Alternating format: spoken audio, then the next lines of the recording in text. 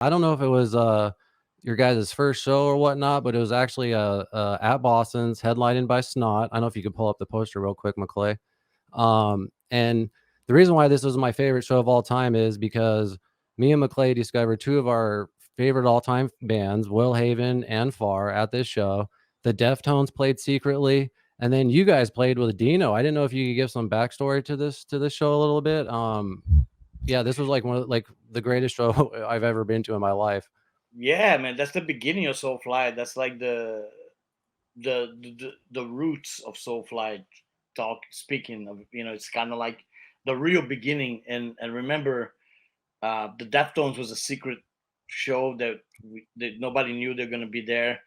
Um, I don't know how the whole Dino thing came about. I know that he plays on the record. He plays Eye for an Eye on the actual recordings in the Soulfly one. Him and Had you Bert guys played are live on the before drum. that though? I don't think so. No, that's the first show. That's badass, dude. Yeah, I don't even know if it was called Soulfly. I don't know. My memory is That was my next hazy. question, because from my understanding, like I said, I was 16. This was the first time you guys were showing your material, A, and B, you guys didn't even have a band name yet. And I was always wondering if like Yeah. that was just in my head or if that was real. No, I think you're right. I think we didn't have a name, but we had some songs. I think we had Eye for an Eye. We had like No. Um, Probably played a bunch of other Sepultura songs, but probably some Nail Bomb. But yeah, I think that's like that's the real beginning of it. And then of course the Soulfly name was born from the Deftones song Head Up, because I was invited to be on their record, and I flew to Seattle.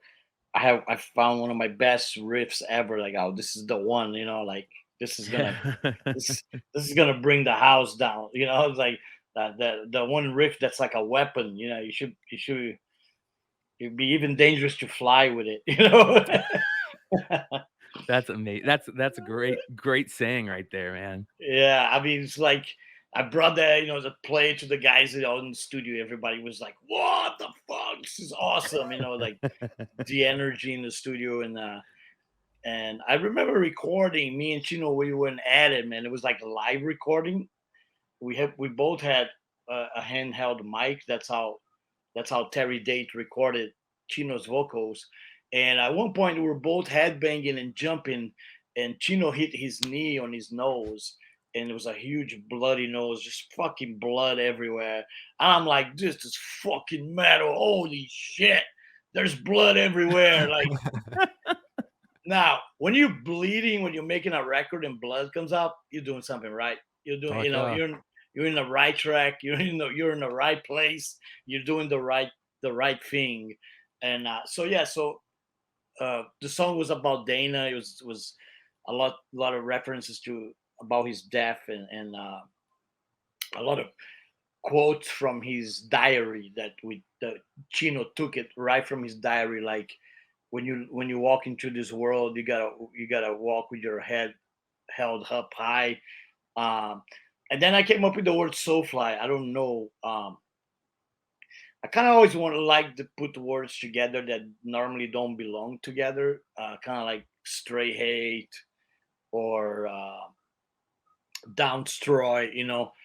So soulfly was one of those. And later that I kind of like put it together, realized that the actual name is a reference to ancient tribal beliefs. A lot of tribes in the world, especially South American Brazilian tribes, they believe when they're doing their ancient ritual music, they're in in direct contact with their ancestors. It's like a total spiritual thing, and they feel the souls of the ancestors flying around them.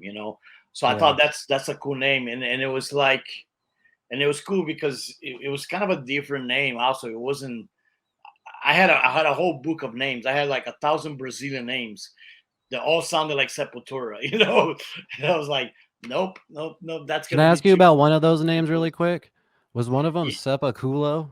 that was our nickname. I mean, Sepu ass. Yeah, that was actually what Dino called us. He called Sepultura Sepulculo.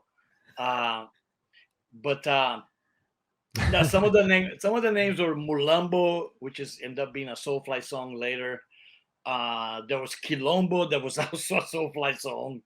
Uh, like there was a whole bunch, and but I think Soulfly was kind of cool because it's one of those names that can be even outside of metal. People can relate to it. It's kind of like a very open kind of name that. Universal. Yeah, right. It's a universal name that many people can relate to it, and I thought it was original and different, and it was as different from Sepultura as it could possibly be. And a lot of things I was doing in those days were kind of meant to be like that. So the formation of Soulfly is totally different from my formation of Sepultura. It was like even how I made the band with a lot of people coming and going on every album. There was like this constant door of musicians coming in and out. Uh, I knew that was not going to be like Sepultura was like, we were the guys in school that form a band and becomes a gang. This is not like that. This is a different trip. It's a different thing. So a lot of things I did in Soulfly were very different from Sepultura, and I really love Soulfly for that. I really I enjoy my freedom that Soulfly gave me, that I could do all different kinds of stuff like that. But yeah, I think you're right. I think at that time we didn't really have a name. It was a fucking crazy show. It was underground as fuck, man. I can't believe you were there. That's awesome. Well, I have to make a quick confession. I was in a band at that time called Log. We were just a heavy local metal band, and your sister Kira actually managed us at the time, and she gave Yeah. us insight on it. She goes, "Don't tell anybody, but the Deftones are going to be playing tonight. My brother's going to be," and I was 16, so and you guys were like gods to me, so I was like, "No way!" So I Wow. went there. I got like Chi Chang's autograph. I got Chino's autograph. Like I was just going around like a 16 little nerdy, kid, just like sign this, sign that. And like I said, and then when I watch Dino play guitar, I'm just like, I mean, because watching his fingers he looks like a robot when he plays fucking guitar. It's insane. Like that guy's just on Yeah. another level. And how funny that 20 years later he ended up playing with us for real in like real tours. So it's really really wild how the music journeys that it takes. It's that I never thought I was gonna. I always considered Dino a friend, and I always loved Fear Factory, but I never thought we're gonna like jam together like that. That was, in fact, when that first was brought up, it was my son Zion that had the idea to call him, and I think my first instinct is like, oh fuck yeah, this is gonna be insanity. It's gonna be great. It's one of those man, and I was so curious about the chuggy, heavy machine sound of Fear Factory in songs like No Hope, No Fear and Downstroy.